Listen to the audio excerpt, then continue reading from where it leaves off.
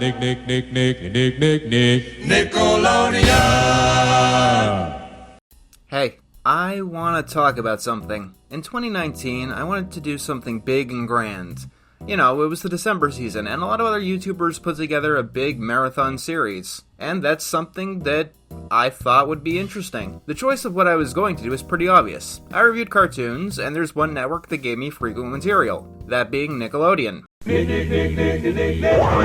So I do a marathon that I dubbed Nick-o-Rama. If it went well, I'd be able to do Cartoon Network the next year and Disney the year after that. Long story short, it did not go well. I wasn't doing any of the Nicktoon Network exclusives, preschool shows, acquired programming, and so on. Even though that was nearly 50 cartoons, I didn't think it would take long to watch through the shows, write an 8 to 15 minute script, and then edit the videos. If we include December itself, I gave myself 3 full months of preparation, starting this project in October. The project finished sometime in the middle of February the following year. That's only after I cut many corners. There were many shows that I didn't watch a lot of through all of this, which pushed many of these episodes more towards first impressions than the reviews that they were advertised as. Sometimes I did have an excuse, like with Mr. Meteor the X's, as they had never been given a digital or home release, and I had to go with what I could find. But most of the time, I did not have an excuse, which really came to bite me in the ass with shows like Rise of the Teenage Mutant Ninja Turtles and Shock Zone, which, whether or not they get better as time goes on, they at the very least change as they do. I think most people saw Nick-o-Rama as a mistake,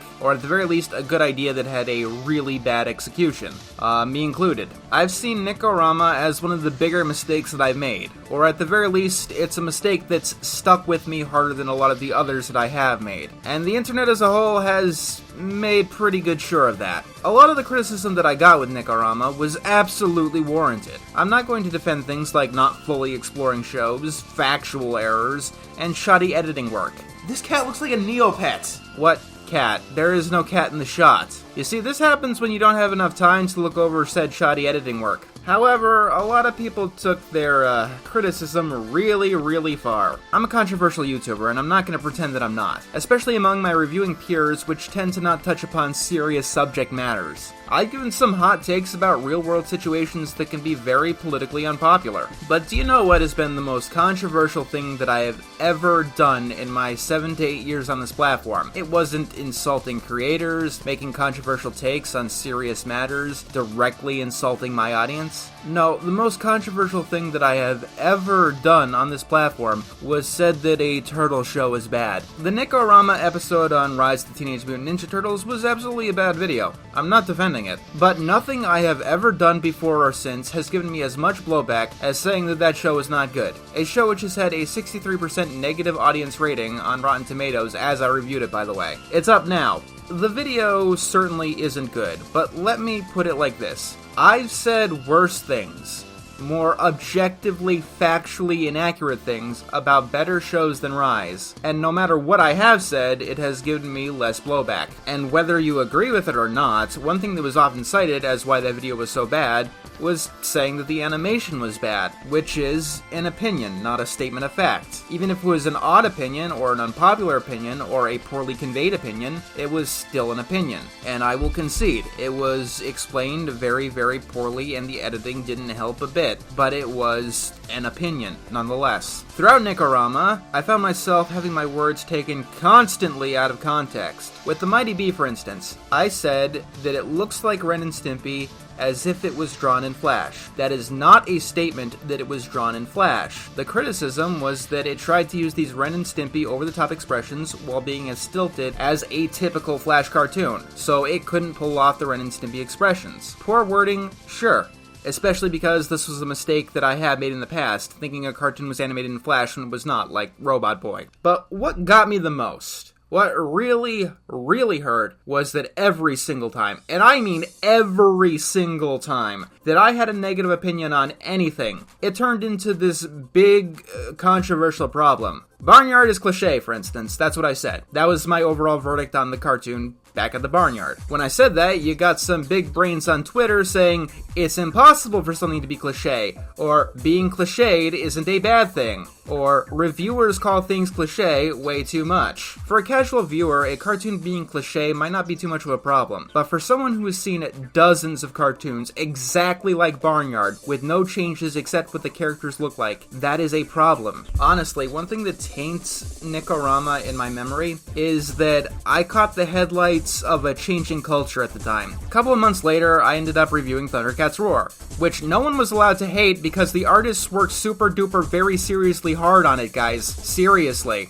Didn't matter the show. Fanboy and Chum Chum was now misunderstood comedic genius. Planet Sheen is even better than Jimmy Neutron. Sanjay and Craig is one of the most important cartoons of all time. Robot and Monster is the apotheosis of comedy. I originally left Twitter for a reason. With that being said, I want to do something that literally everyone has told me was a bad idea, including me. I want to take another crack at this. Truly finish Nick-o-Rama and turn over every single missed stone. I want to try to make up for and fix many of my mistakes. Yes, really. I really want to do this. After everything that has happened. I am a stupid man.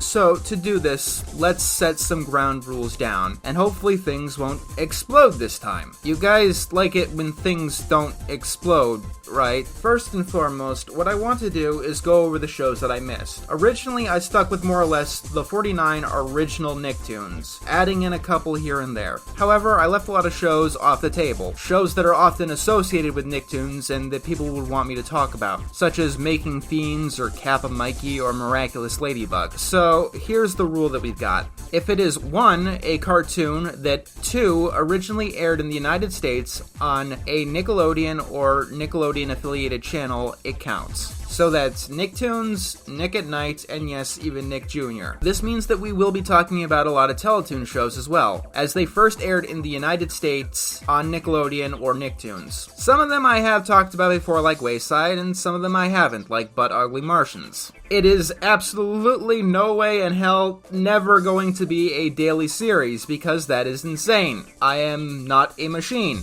but I will try to make a new review every single week. In doing so, I will watch as many episodes of a cartoon as possible. You have to remember that some of these shows have never had a digital or home release, and for quite a few of them, there's not much more I can do than watch bootlegs. Nickelodeon has always been very selective of the shows they actually care about. I'm also not going in any particular order this time. I've got a list and I'll pick and choose whichever cartoon seems interesting to me at the moment. As for the original 49, some of them, I repeat, some of them, I will give a second look. Sometimes the original video is just bad, and sometimes I didn't look into things deeply enough. Rise of the Teenage Mutant Ninja Turtles is probably the prime example of that. But I also think it's fair to give cartoons like El Tigre or Welcome to the Wayne another look. And of course, there is the odd circumstance where the show themselves has changed as time went on. Loud House, for instance. I have definitely not been a fan of the more recent episodes. On the flip side of this, I am not going to apologize for my opinions. Factual errors, bad parsing, sloppy editing, sure.